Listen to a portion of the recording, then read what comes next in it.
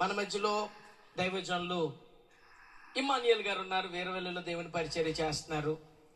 వారు ఒక 15 నిమిషాలు ఇక్కడున్న యవనస్తులను ఉద్దేశించి వారి అనుభవాల్లోంచి ఇక్కడున్న మీ అందరితో ఒక 15 నిమిషాలు మాట్లాడతారు. దేవునికి స్తోత్రం. ఆ దైవజనులు అందరూ కూడా చప్పట్లు కొడుతూ ఆహ్వానిద్దాం. దేవుని కొరకు ఒక బలమైన పరిచర్య వీరవెల్లిలో పరిచర్య చేస్తున్నారు.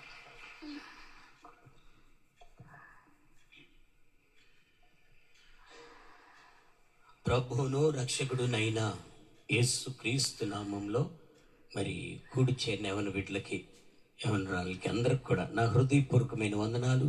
చక్కని సమయాన్ని ఇచ్చిన దైవజనులకు కూడా నా హృదయపూర్వకమైన వందనాలు తెలియపరుస్తున్నాను. తోటి సేవకులకు వందనాలు. ప్రియులరా, మరి ప్రతి సంవత్సరం మరి ఈ నెలలో ఈ డేట్స్లో ఈ రీతిగా ఈ కూడికలను ఏర్పాటు చేయటం, యవనస్తుల్ని కూడికను ఏర్పాటు చేయటం అది మనకి ఎంతో ఆశీర్వాదకరం. స్తోత్రం చెప్పండి గట్టిగా. హల్లెలూయా. మరి పోయినాయా? ఏం అర్థం కాలేదా? పోయినాయా పోలేదా? పోయినాయి కాదు ఏంటి దెయ్యాలు. అవునా కానీ అయిపోతేనే మనం ఆధ్యాత్మికంగా బలపడతాం. దెయ్యాలు ఉండకూడదు. అవి నిన్ను భయపెడతాయి. అవి నిన్ను ఆత్మీయంగా ఎదగనేవు, పరిశుద్ధతలో ఎదగనేవు, నీతిగా ఎదగనేవు, దేవుని గురించి చాటి చెప్పనివ్వు, పాడనివ్వు, స్తుతించనివ్వదు, ఆరాధన చేయనివ్వదు. బలవంతుడిగా యేసులో బలవంతుడిగా ఉండలేవు. నిరాశతో ఉంటావు, నిస్పృహతో ఉంటావు, ఎప్పుడు వేదన చింతతో ఉంటావు, బాధతో ఉంటావు. కనుక ఎప్పుడైతే ఆ ధ్యేయాలు పోతాయో పరిశుద్ధాత్మ దేవుడు నిన్ను కమ్ముకుని ఉంటాడు. హల్లెలూయా. కనుక దేవుడు నీకు తోడుగా ఉండును గాక. దేవుని కార్యాలు నీలో మొదలవును గాక.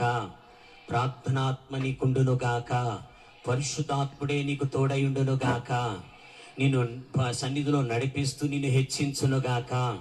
గట్టి చెప్పాలి. స్తోత్రం చెప్పండి గట్టిగా. హల్లెలూయా.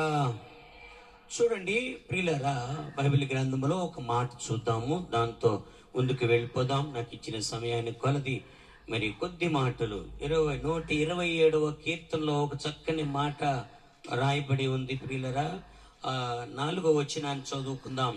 యవన కాలమందు పుట్టిన కుమారులు బలవంతుని చేతిలోని బాణము వంటి వారు. ఎవరి చేతిలోనంట?